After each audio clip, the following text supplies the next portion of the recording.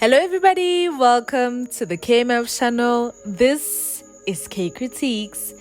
If it's your first time coming across this channel, Kay Kritiques is a segment where we discuss all things South African television.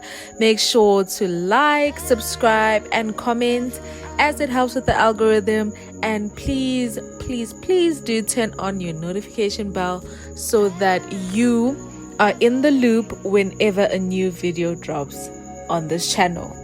Today we're discussing season 2 of the Netflix original series Kings of Joburg. Kings of Joburg is a series that was centered around the notorious mob king Simon Masire and how he was going to steal diamonds, or rather he pulled off a diamond heist, and the rest of the story unfolds and we discover some secrets. Simon killing his son, and Umukhomotsi, his brother, freaks out and shoots him. And in season 2 we do find out that Simon is dead and the mermaid has now possessed, or rather has been passed down to Mo. Without any further ado, let us get into season 2 of Kings of Joburg.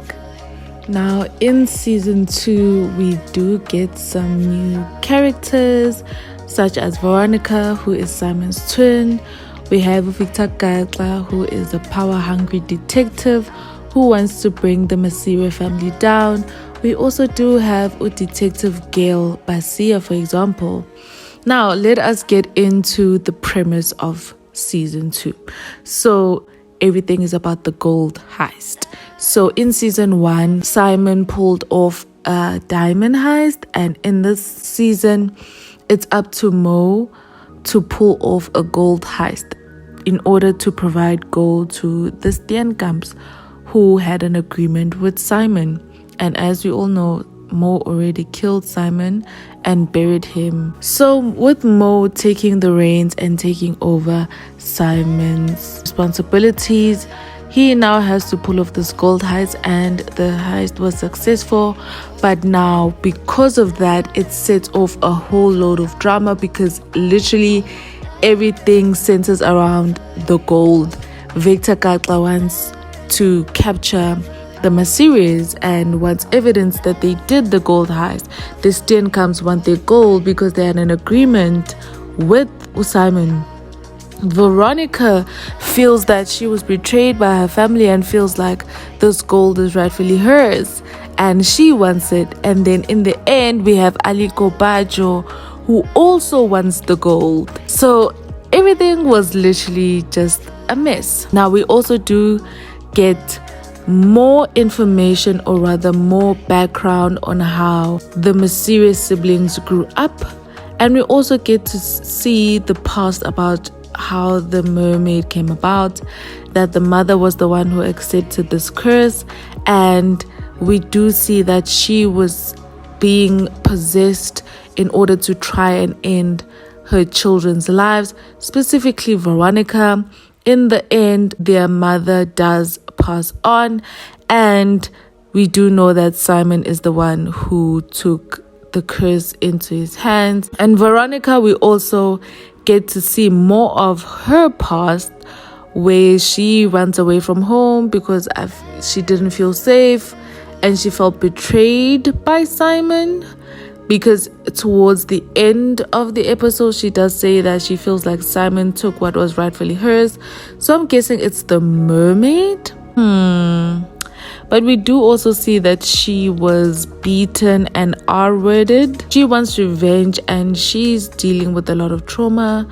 She does have this diary of hers that she does write in, and we do get to see some of her experiences, especially as a teenager, with her having no choice but to resort to prostitution. But in the end, she can't go through with it, and one of the Johns obviously gets angry about that. So that must have been traumatic as a teenager, trying to sustain yourself, trying to get some money to eat, and you have no other choice. And I feel like she's still dealing with that. And the feelings of her family betraying her, feelings of feeling like she has nobody in her corner, and she wants revenge because she feels like she was wronged by her siblings. We also see the repercussions on Umokgomotsi actually dealing with the fact that he did end his brother's life. The mermaid has now possessed him and wants a sacrifice, and Umo is unwilling to do that, but the mermaid decides to take matters into her own hands. So we see Mo sort of struggling between his morality and also struggling with the fact that he needs the mermaid in order to make sure that everything's okay, because without the mermaid's help, everything is falling apart. Everybody that he knows is dying, and Phumzi ends up being at the end of those repercussions as well. Phumzi finally decides that she is going to come clean and tell Mokgomotsi that she is a secret agent and that she was sent here to try and bring them down.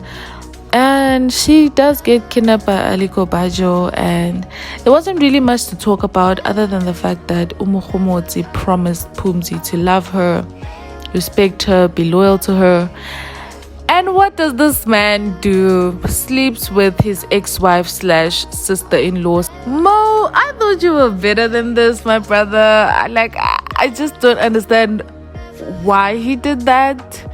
I mean, they were both lonely. Phumzi was AWOL because he didn't know at the time that she was kidnapped. But you don't care that your pregnant wife is out there in the world lost, and you're busy having sex with your sister-in-law. Yes, she's your ex-wife and the mother of your child, but it's your sister-in-law, knowing that you killed her husband. I mean, what the hell? But I won't lie, I was so disappointed in Mo. I expected better from him. There were also some inconsistencies and some things that I really wasn't getting in the show, like with Magic, the American guy. Okay, he got his USB, he got his hard drive.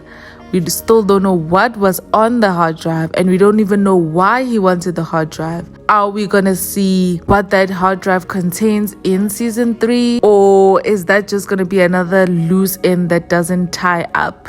Because when I watched season 1, I thought Connie Ferguson was playing the mermaid, and then all of a sudden she was Mo's twin in the story. So is she playing both characters, or did they hire someone new? I'm sort of confused, but the ending confused me even more. So when we get to the final episodes where they are about to trade the gold, Veronica finds out that their uncle wanted to betray her and wanted to kill her and was working with Aliko Bajo. She realizes this and gets on her family's side. Mo gets arrested. We find out that he was in jail. We find out that Phumzi did have the child. Veronica has forgiven her family supposedly.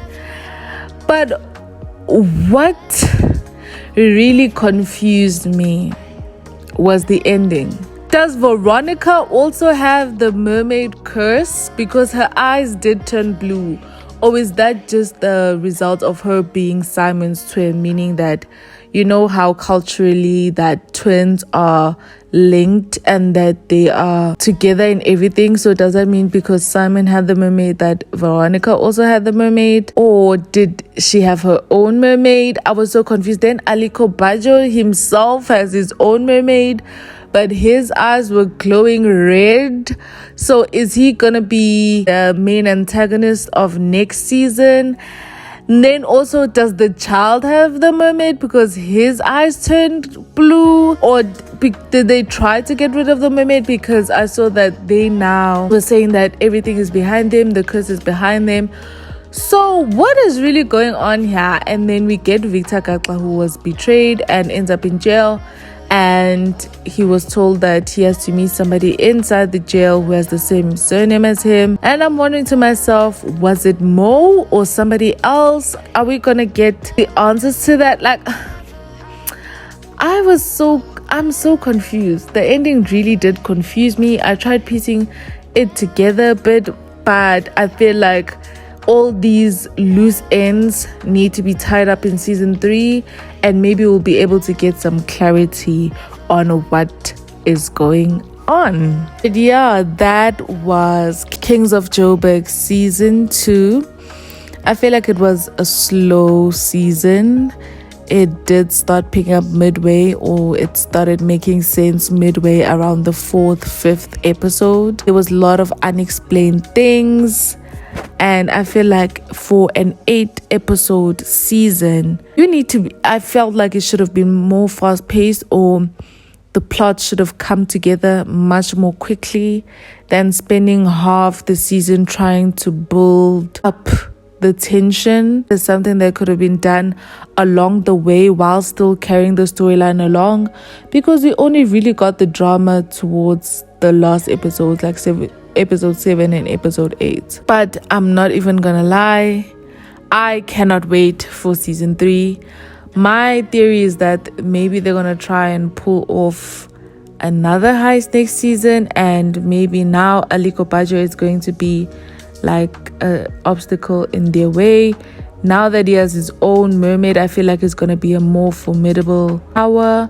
Or are we going to skip ahead in time to where Mo Jr. is now grown and he still has the mermaid and he goes around just killing everybody? And is Lester going to come back now that Abdul Koza has left the cast of The Wife? I cannot wait to find out.